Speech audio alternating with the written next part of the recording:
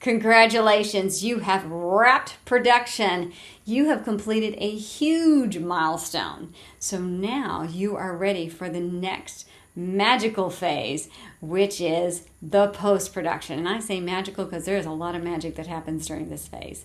It's one of my favorite parts of production because there's so much that can be done here, from color to sound to VFX. Just taking all the hard work you did in production and just elevating it. So excited to share this with you today. Yeah, are you excited? Because I'm excited.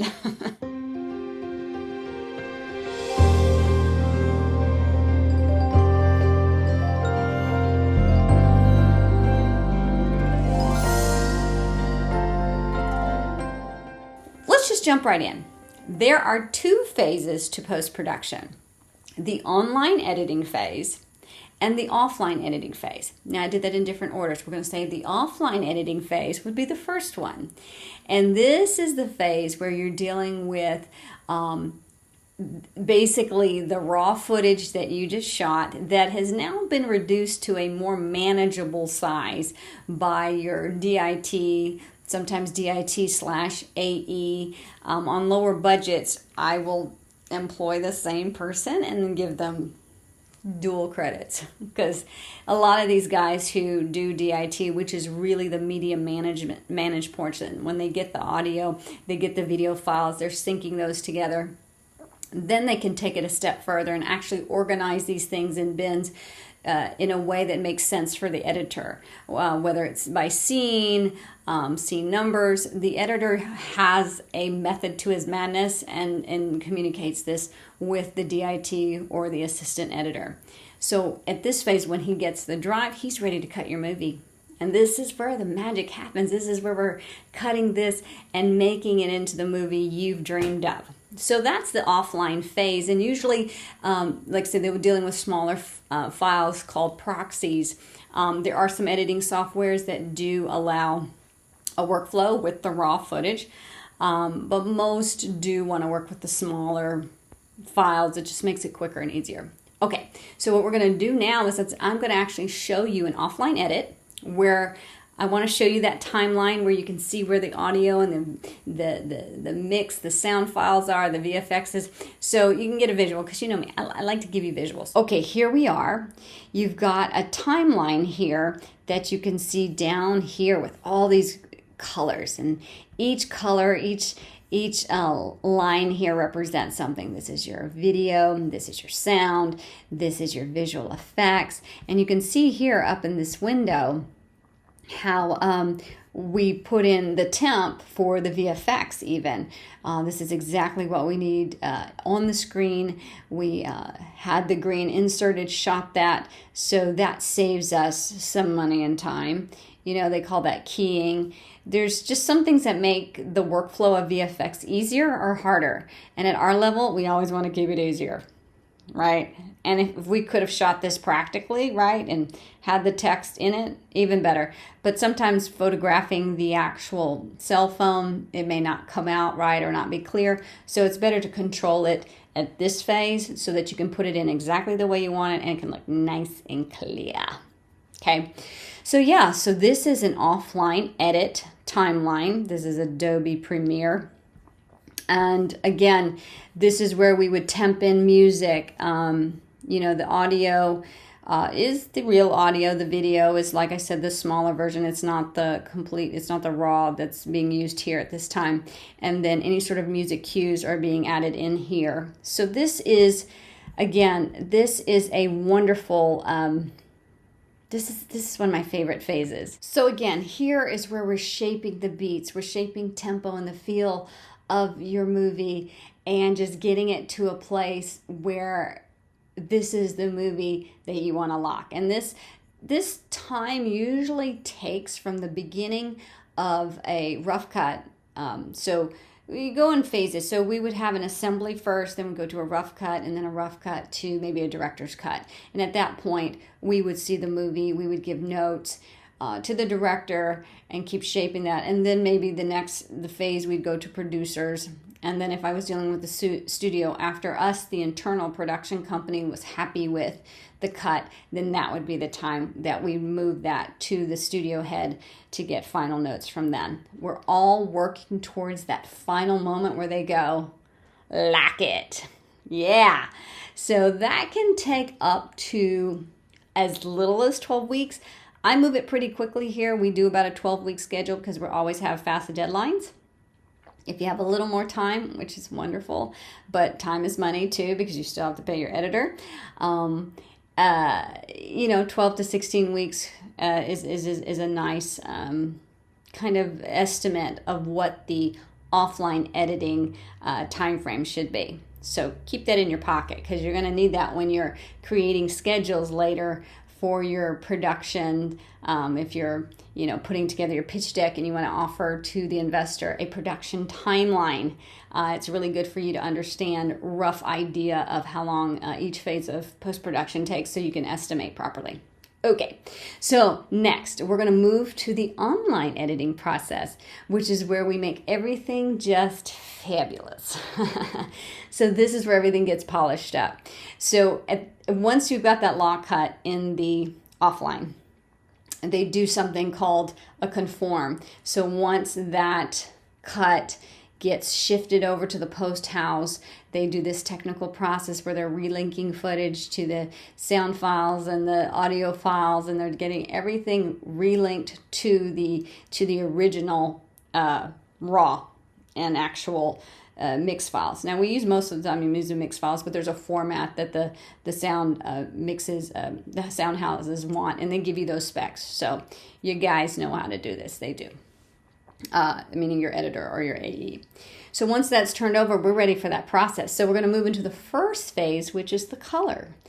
And that is just, oh gosh, let me give you an example. So let's use me, let's use this footage. Yes, even with this YouTube video, I like this the best I can, and I gotta tell you guys, I have to ask for your forgiveness because if the other videos you're like, why is she glowing or why does she look like this?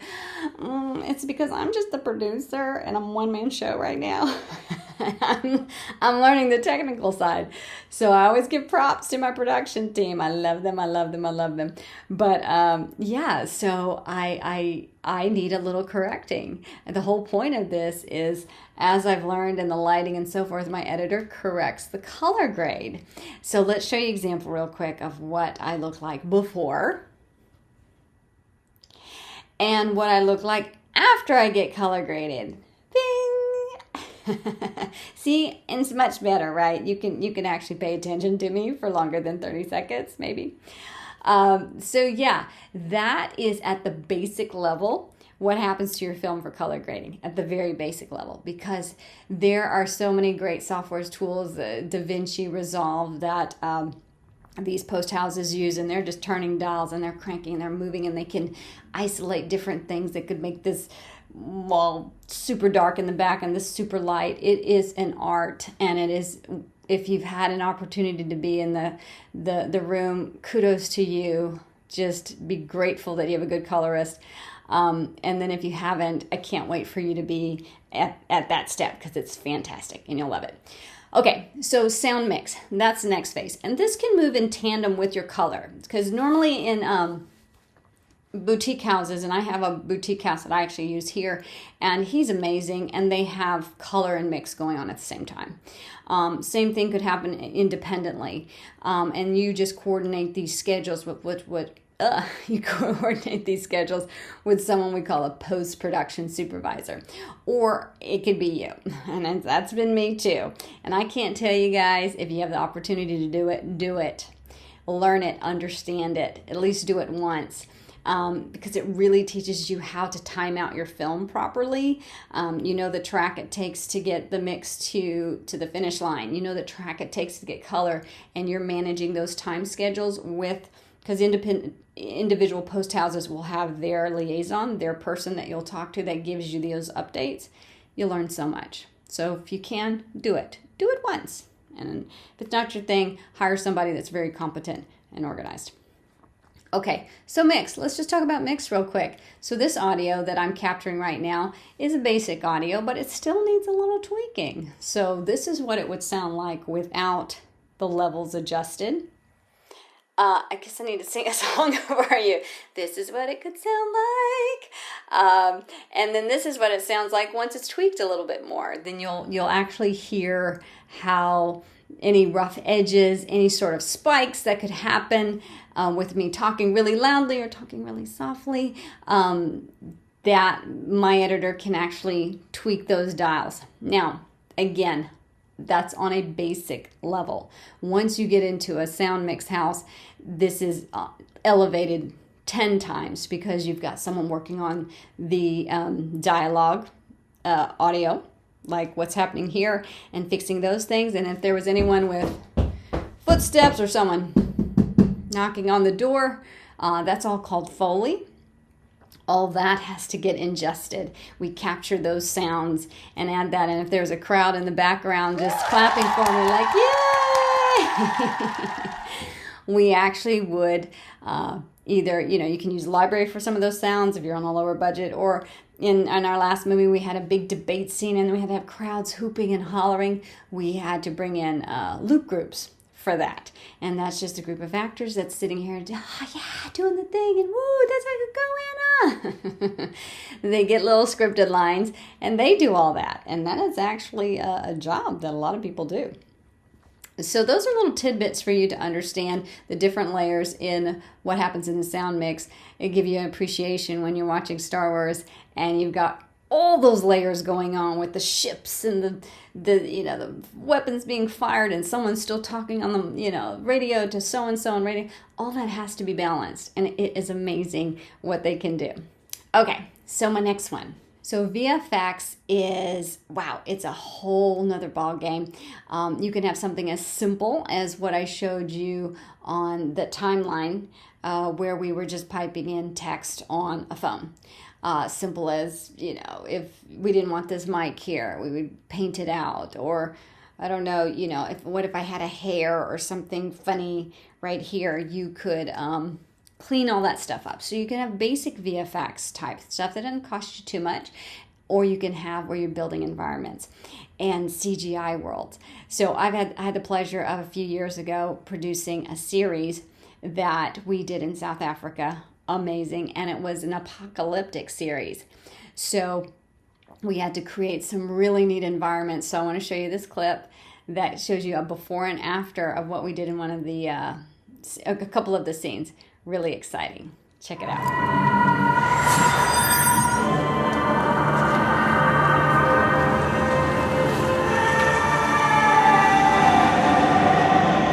How cool is that? I am so proud of that series we did. I can't really tell you the name and all the details because we're still trying to sell it. But it gives you an idea of how complex your VFX could get. For that series, we were upward of like almost $200,000 for VFX on that.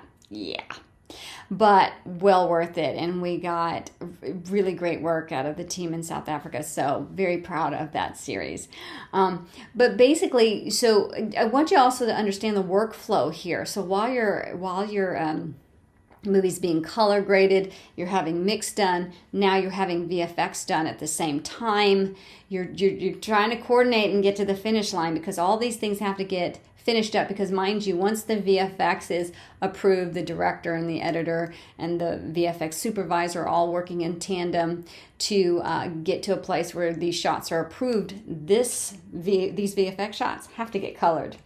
So you can see how you can be done with your movie coloring them, but you have all those spots where you've temped in VFX for all these environments, or all the different needs that you needed filled there. And you'd be waiting on those VFX shots to finish your movie. So it's always good to be mindful of, we have always hard deadlines for these shows. And so I always have to make sure I allot enough time for a workflow that's going here with VFX and coordinating it with my color team. So don't want to get too far down the rabbit hole with that one. There's so much to post-production. I just want to give you a little taste so that you understand the scope. And if we want to delve in more, you can let me know. All right, so now we're done. We finished the VFX and music. And we didn't get into music, but music also, the composer is composing to your locked offline cut. So he's over here away doing his thing, getting it all, getting all the cues ready. So that's another lane that's happening all in tandem here to get you to the finish line.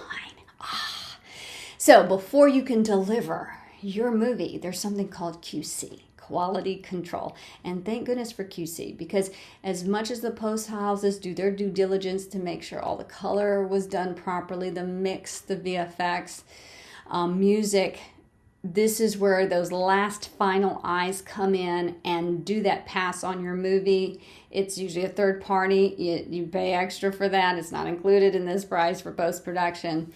And it's preferred that it's third party. It's better that you have someone out here looking in, and then they coordinate with everyone on the post houses to get those fixes done.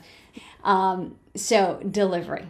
Very simple. They're deliverables that are usually the specs of wherever you're delivering. So if you're going to go to Netflix, you're going to go to any sort of streaming platform, that is usually an HD delivery, a UHD delivery. That's just a fancy way of saying 1080 or 4K. And then they'll have audio specs with that. So once you get your distribution deal, because I'm very confident that you will, you'll get a delivery spec. And put that down somewhere. So when you get started and you get that deal done, that acquisition deal done, you go, can I get that delivery spec? And I go, sure. And that is the spec you will give to your post house, and they will output the deliverables to that. Okay, easy peasy, right? Come on. Post-production is such it's a very important phase. To loop back on online, I just want to close that loop by saying that normally I give about 12 to 14 weeks for that timeline, for that turnaround time. So the moment those drives arrive at the post house, they start conforming, start that clock, 12 weeks from there. That's still kind of fast. Luxury would be 14 to 15, but again, it all depends on when did you start production, when do you have to deliver. A lot of times you have to work backwards from that delivery date to make sure you're hitting that date, because you do not want to miss that. If you've got a distribution deal, you got to make it on time. Okay, and if you don't, well, obviously time is money, right? You can't sit here and the weeks add up and the post houses bill you by time spent coloring, mix, mastering, all this stuff. So it's a balance. So all in all, I would say, kind of summing it up, that offline schedule I told you, about 12 weeks there. You're online, another 12 weeks. So 24 weeks is a good estimate from beginning to end for post-production on an indie film, something basic, maybe not too heavy with VFX. Look, I have done stuff in a short amount of time. This last film I just had, we had to ramp up that post-production schedule because we had to meet our deadline, and we cut into it because we had pickups. We did it in less time, but we had to throw money at it. So anything's possible, but it's always a give and take. All right. Okay, guys. So that's it in a nutshell. Post-production process. We talked about a lot of stuff. We talked about offline editing, online editing, color, sound mix, VFX, deliverables, QC reports. You got a lot in this video. I'm excited for you. Take it all down, take it all in, rewatch it again, take your notes, because it's a process, guys. It is. Remember, I told you 10 years ago, I had no idea what this was. And now I have the utmost respect for everybody that does their beautiful work in this process. So it's just mind-blowing how beautiful your film can look after they do their magic. So, all right, you have any questions, concerns, comments, please put them down below. And as always, hit that like and subscribe button. And just remember, together we create.